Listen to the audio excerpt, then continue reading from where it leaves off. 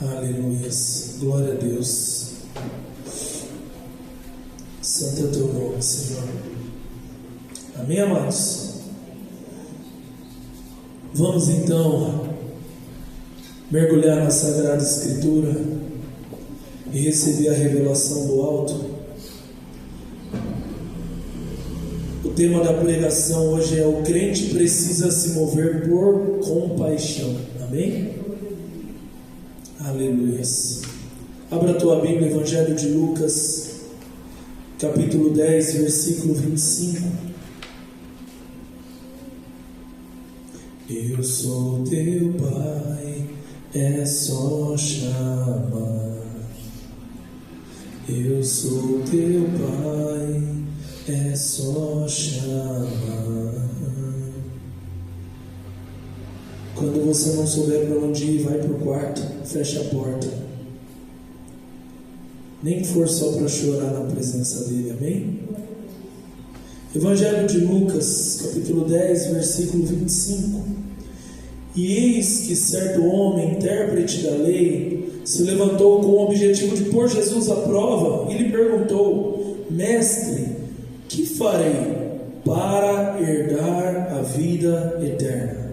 Feche seus olhos. Querido Deus, Pai maravilhoso, nós te amamos, Senhor. Nós te adoramos, Pai. Nós somos completamente dependentes de Ti, Senhor. Precisamos, Pai. Precisamos com todas as forças do nosso coração, do nosso entendimento, da Tua direção, Senhor, da Tua revelação, Pai. Nós precisamos que o Senhor guie nossas vidas, Deus, para que nós não nos percamos correndo atrás do vento. Pai, fale conosco essa noite. Revela-te a nós essa noite, Senhor. É o que eu te peço e te agradeço em nome de Jesus. Amém? Podem se sentar, queridos. Glória a Deus. Amados irmãos, a Bíblia diz que este homem estava querendo experimentar Jesus Cristo.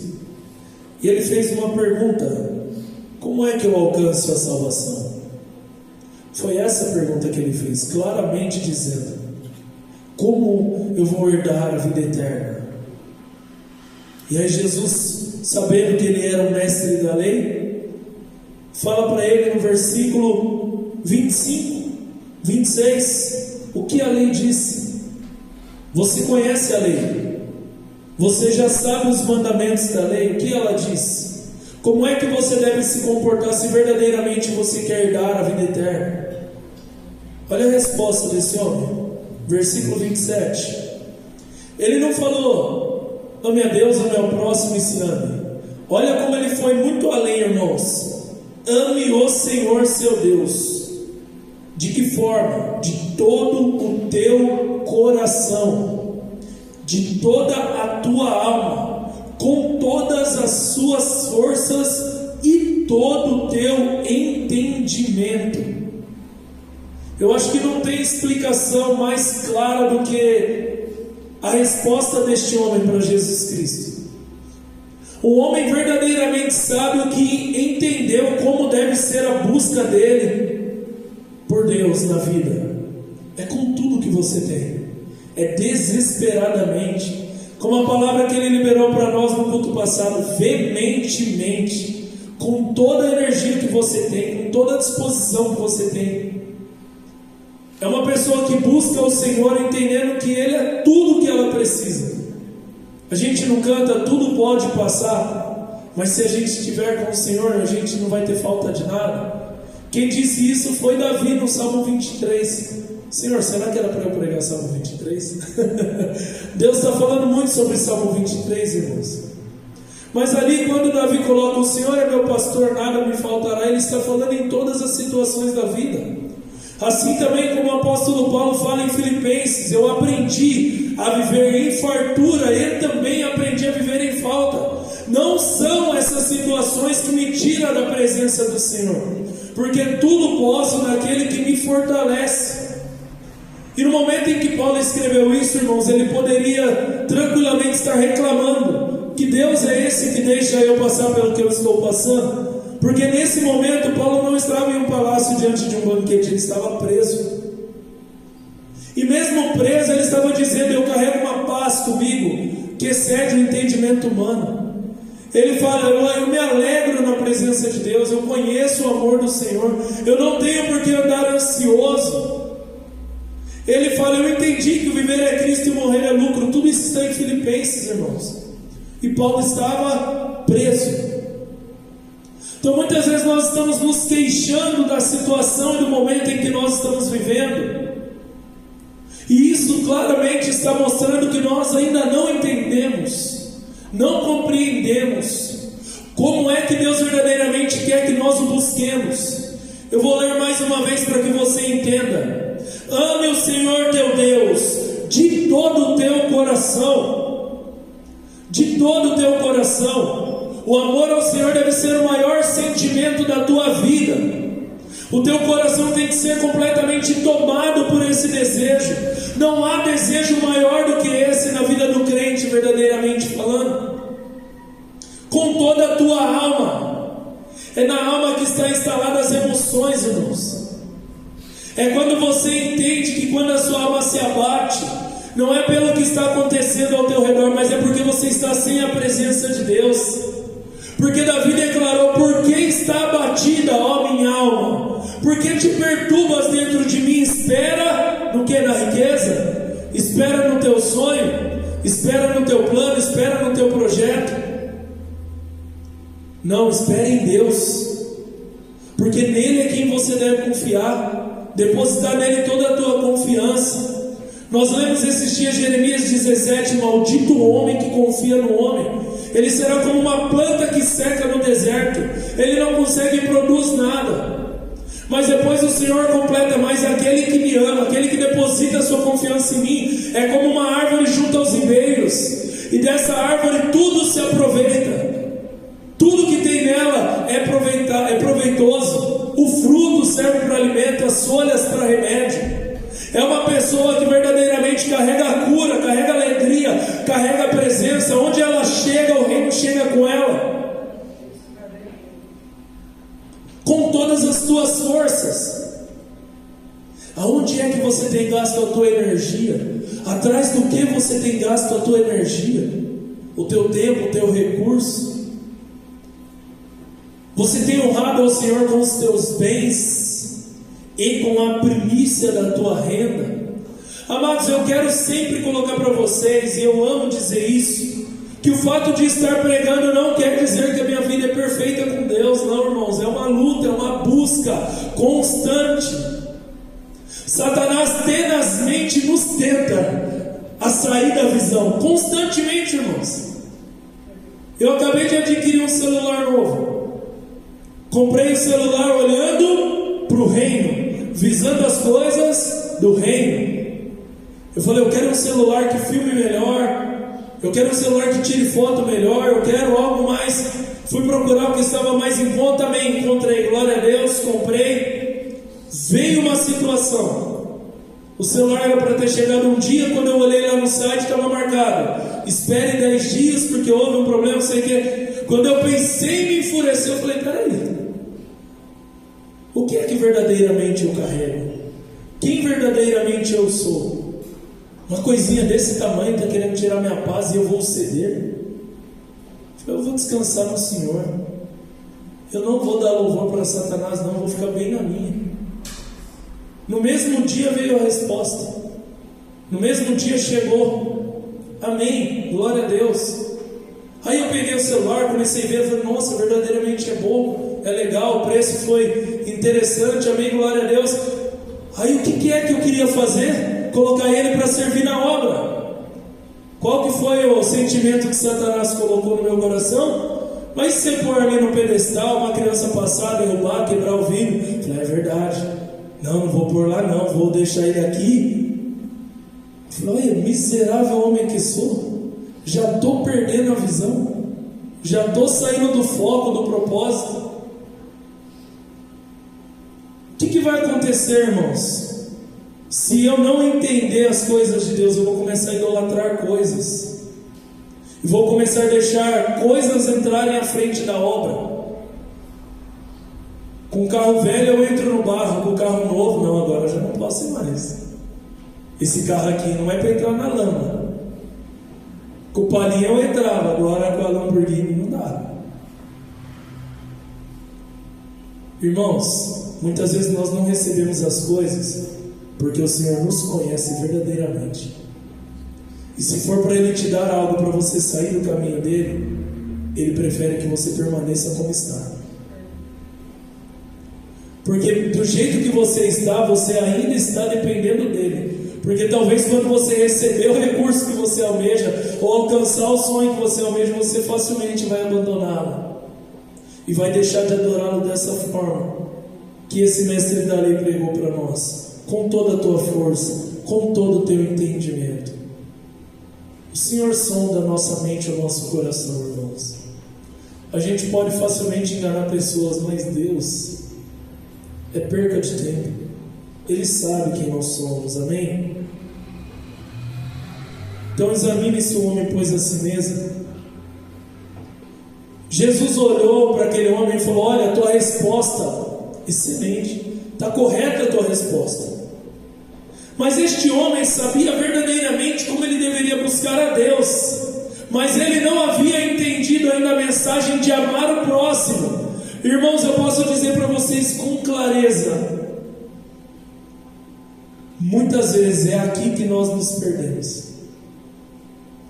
A gente tem sim essa ânsia, essa vontade de andar com Deus, de fazer a vontade de Deus, só que quando é para amar o próximo, a gente quer escolher o próximo que a gente vai amar. A gente não quer verdadeiramente se entregar da maneira que a Bíblia pede para nos entregarmos. Você quer ver? Vamos adiante. Então Jesus começa agora a contar uma parábola para este homem. Versículo 30. Jesus prosseguiu dizendo: um homem descia de Jerusalém para Jericó e caiu nas mãos de uns ladrões. Este, depois de lhe tirar a roupa e lhe causar muitos ferimentos, retiraram-se, deixando-o semi-morto. Muitos crentes, talvez aqui, já estariam torcendo para esses ladrões tomarem um belo de um tiro na cabeça. Assim como eu vi muitos crentes comemorando a morte dos traficantes no Rio de Janeiro. O amor se esfriando, irmãos, quando eu vejo uma fila de corpos, mães e familiares chorando, e eu falo, deveria acontecer isso toda semana. Meu Deus, até arrepia de falar. Ô crente, cuidado com o que sai da tua boca, cuidado com a maneira que você analisa as coisas. Porque quando eu fui para a Bíblia buscar a resposta, estava escrito lá: eu, Deus, não me agrado da morte do ímpio. Eu queria tanto que aqueles traficantes tivessem se arrependido e vindo para mim. Eu queria tanto que eles tivessem se convertido e descido às águas do batismo. Era isso que verdadeiramente enchia meu coração de prazer e felicidade. Não teve festa no céu naquele dia, irmãos. O céu não se alegrou com o que aconteceu no Rio de Janeiro.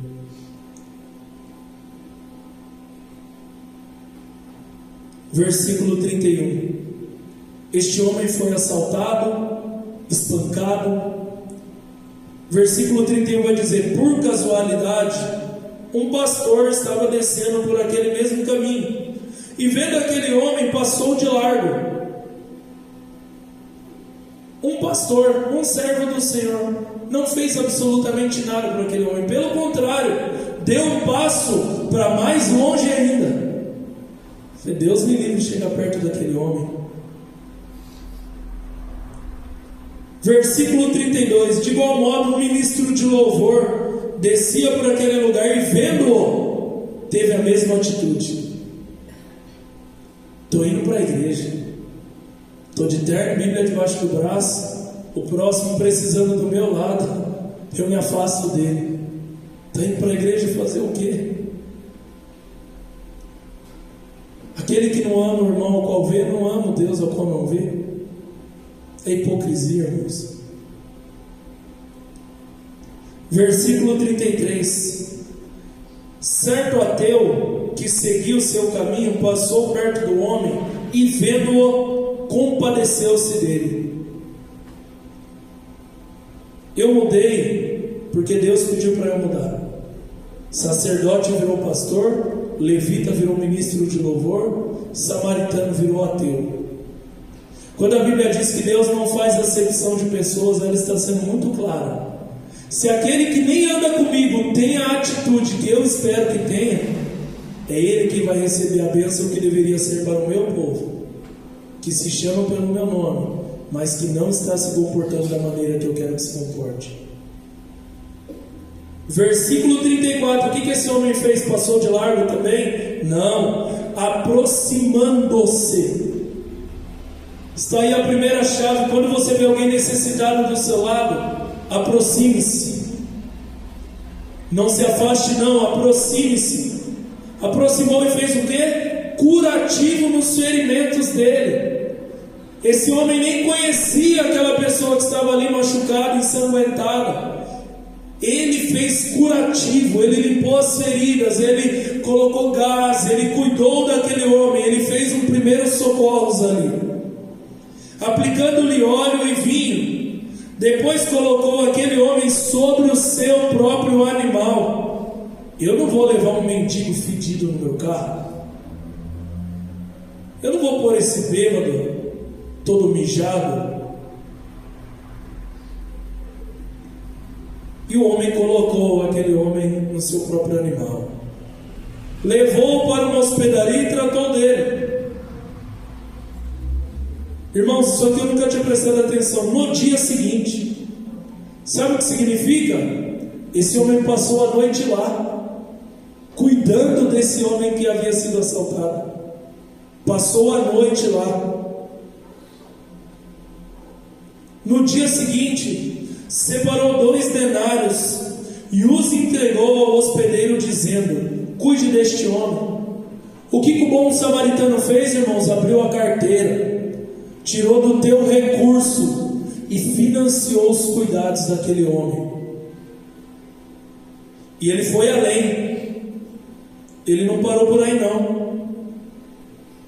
E se você gastar algo a mais, farei o reembolso quando eu voltar. Eu estou pagando agora o tratamento dele, estou saindo porque tenho compromisso, mas quando eu voltar, eu volto aqui à hospedaria e pergunto: por um acaso você gastou mais do que aquele valor que eu te entreguei? Gastei, então está aqui, quero pagar isso também. Uma atitude que agrada o coração do Senhor, irmãos. Então Jesus perguntou: qual destes 3 parece ter sido próximo do homem? Versículo 36, que caiu nas mãos dos ladrões. Versículo 37, o intérprete da lei respondeu: o que usou de misericórdia para com ele. Então Jesus lhe disse: vá e faça o mesmo. Qual foi a pergunta que ele fez mesmo? Como é que eu vou para o céu?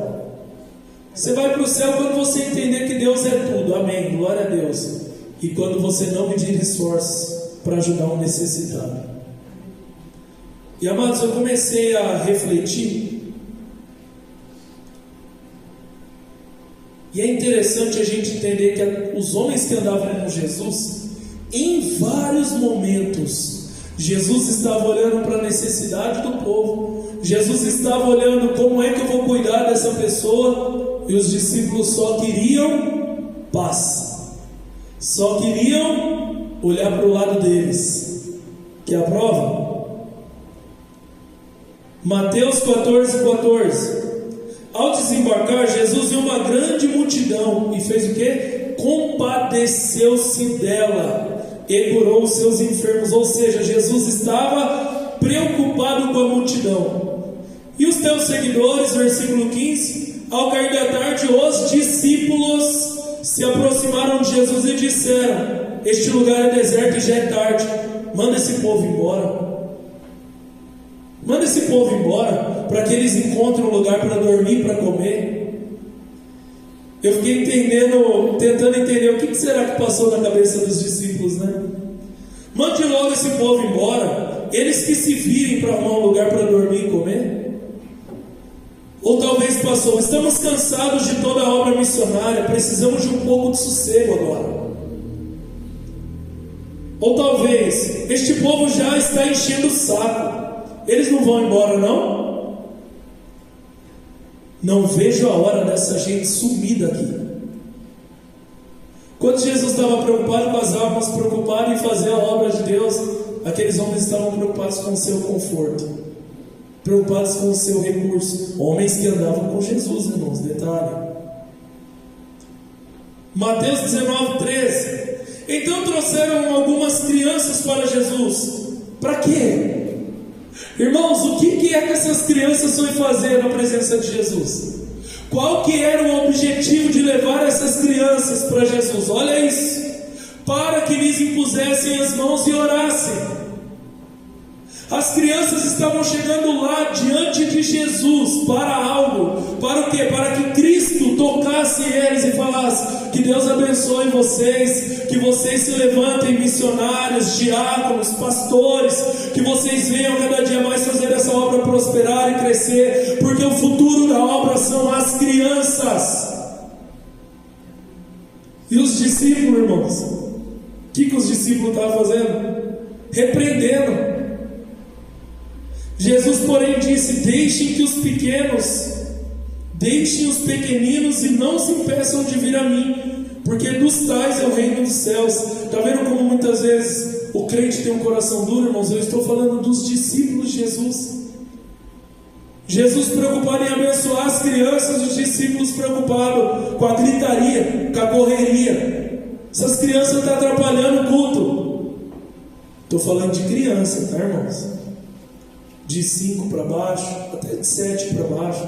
Mas quando já está ficando mais cavalão, já tem que começar a se orientar. Eu pego o meu, eu falo: filhos, já tem que começar a mudar a visão, porque já está chegando perto da hora de batizar e firmar com o propósito do Senhor. Estou falando dos pequenininhos. Quando ele era pequenininho, ele engatinhava debaixo dos bancos, mas é uma criança, irmãos.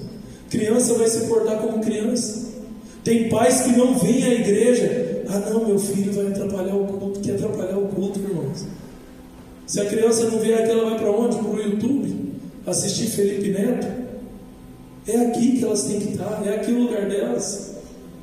O que estava passando na cabeça dos discípulos? Será, irmãos? Jesus tentando pregar e essa criançada gritando? Cadê os pais dessas crianças para dar um pega nelas? Que criançada mal educada! Onde já se viu uma coisa dessa? Cadê o amor ao próximo, irmãos? Cadê a preocupação com as almas? A Bíblia fala que Jesus estava caminhando com os seus discípulos e eles receberam uma notícia: olha, Lázaro está enfermo. Jesus já sabia todo o cenário. Então Jesus falou: vou aguardar, Lázaro vai morrer, eu vou lá, vou ressuscitá-lo, para que aqueles que estiverem ao redor creiam. A prova disso é que Jesus falou: Pai, graças te dou, porque sei que me ouves, mas estou dizendo isso para que aqueles que estão ao nosso redor creiam, para que essas almas ao meu redor sejam salvas, aceitem o Evangelho. Só que neste ambiente, neste lugar, eles sofreram atentado de vida, quase mataram Jesus e seus discípulos. Só que Jesus deixou claro: eu tenho uma obra para realizar aqui, ainda que me custe a vida, eu vou fazer o que tem que ser feito. E os discípulos, irmãos, João 11:8, os discípulos disseram: mestre, ainda há pouco os judeus queriam apedrejá-lo, e o Senhor quer voltar para lá? Jesus, vamos ficar aqui está seguro. O que nós vamos fazer lá? As pessoas não gostam da gente. Agora há pouco tentaram nos matar lá. E aí Jesus explicou tintim por tintim: vocês têm que entender que a obra de Deus é maior do que a própria vida. Vocês precisam verdadeiramente se entregar para fazer isso. Explicou tudo certinho, irmãos, claro, específico. Eu vou lá, Lázaro na verdade está morto, eu vou lá ressuscitá-lo. Jesus está falando: eu vou lá fazer com que o reino resplandeça naquele lugar. Eu vou fazer com que o nome do Pai seja exaltado. Nós vamos ganhar almas, nós seremos missionários naquele lugar.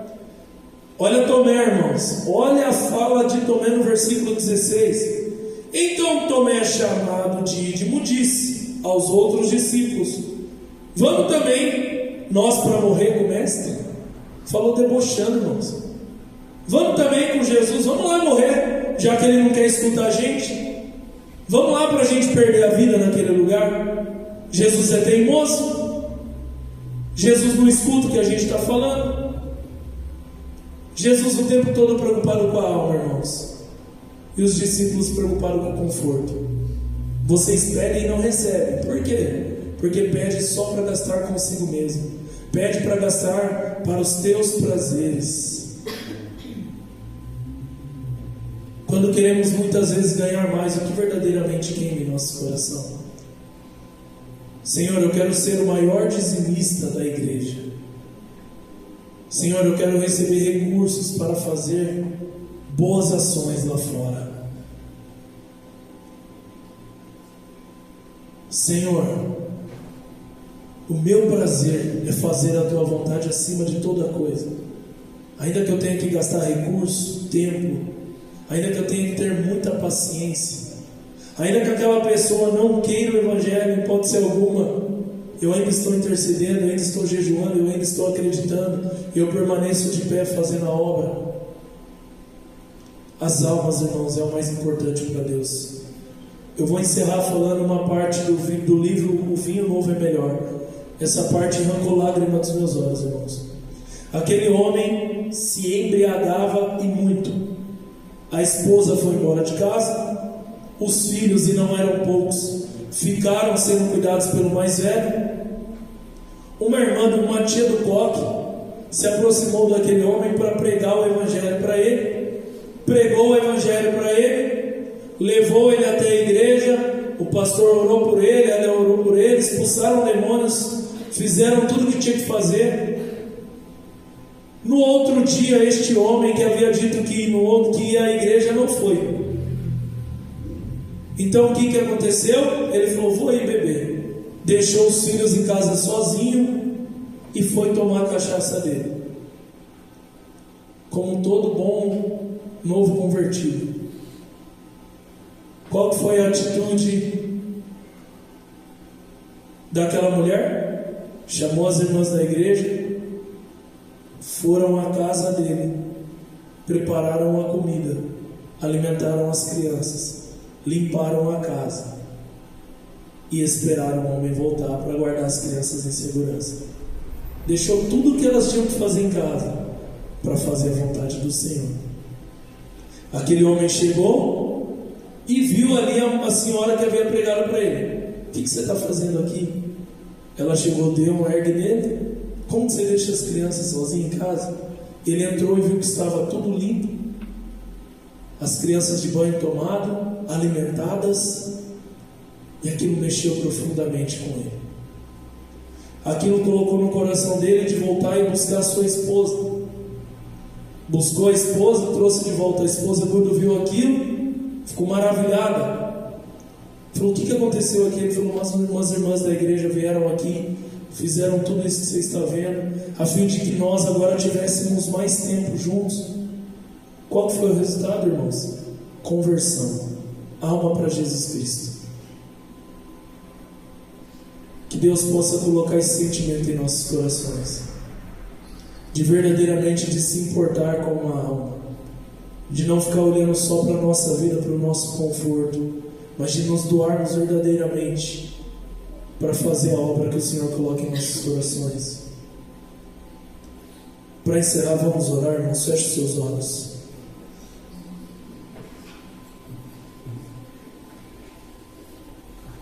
Querido Deus, Pai maravilhoso, nos ajude, Senhor. Nos ajude, Pai, a viver isso, a fazer dessa maneira, Pai. Não é fácil, Senhor. Não é fácil, Pai. Não é fácil eu enfrentar o medo de gastar meu recurso. Não é fácil eu deixar o conforto do meu lar para ir para algum lugar, para resgatar uma alma, para fazer algo por alguém. O desejo de ficar no sofá, na cama, com a minha esposa, com meu filho, é muito maior, Senhor. Não é fácil, Pai, não é fácil. Pai, ajude-nos. Nós precisamos de Ti, Senhor. Revela-te a nós, meu Deus. Ensina-nos verdadeiramente a ser igreja da maneira que verdadeiramente o Senhor quer que sejamos. A verdadeiramente nos doar por uma alma, pelo próximo, Senhor. Quebra o coração de pedra dentro de nós, Pai. Quebre todo o egoísmo, todo o orgulho, toda a soberba, Senhor. Que possamos, Pai, ter compaixão. Compaixão é diferente de empatia. Empatia, eu vou, me coloco no lugar do outro, choro com o outro, mas não faço nada. Compaixão é ver a dor do outro e falar: conte comigo. O que é que você precisa? Conte comigo. É do meu tempo? É do meu recurso? É de um trabalho que eu possa realizar por você? É que eu vá na tua casa te buscar para irmos juntos à igreja? O que é que você precisa? A tua dor também é minha dor. Estamos juntos. Eu não vou te deixar, eu não vou te abandonar. Pai, coloca esse amor no nosso coração. Ensina-nos, Senhor, ensina-nos, Pai. Porque diante de Ti seremos cobrados. Diante de Ti o Senhor vai falar: mostre as Tuas obras, estenda as Tuas mãos. Porque tive fome, me deste de comer. Tive sede, me deste de beber. Tive frio e me vestiste. Estive preso, foste me visitar. Estive enfermo, foi cuidar de mim. Jesus, quando foi que fizemos isso por você, pelo Senhor?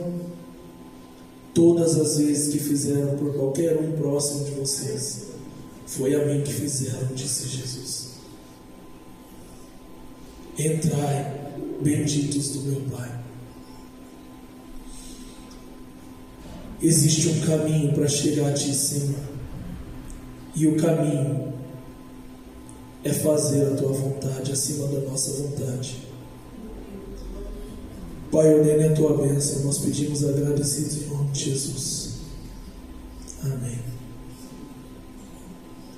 Amém. Vamos encerrar o culto, irmãos. Querido Deus, Pai maravilhoso, despeça o Teu povo em paz. Que essa palavra continue queimando no coração de todos. Que todos nós possamos verdadeiramente nos mover, Senhor, por uma alma, por uma vida, Deus. Pai, no nome de Jesus, ensina-nos a ser missionários verdadeiramente, Pai. E nos entregar com tudo que temos para a Tua obra, Senhor. Que amanhã nós possamos fazer algo por alguém. Que nós venhamos a cada dia mais transformar isso em um hábito, carregar a compaixão dentro de nós. Pai, ordene a Tua bênção, eu te peço e te agradeço em nome de Jesus. Amém. Que o grande amor do Pai, a graça poderosa de Jesus e a doce comunhão do Espírito Santo, assim seja, não só agora, mas para todo sempre. Amém. Boa noite, paz seja convosco. Aplaudam a Jesus.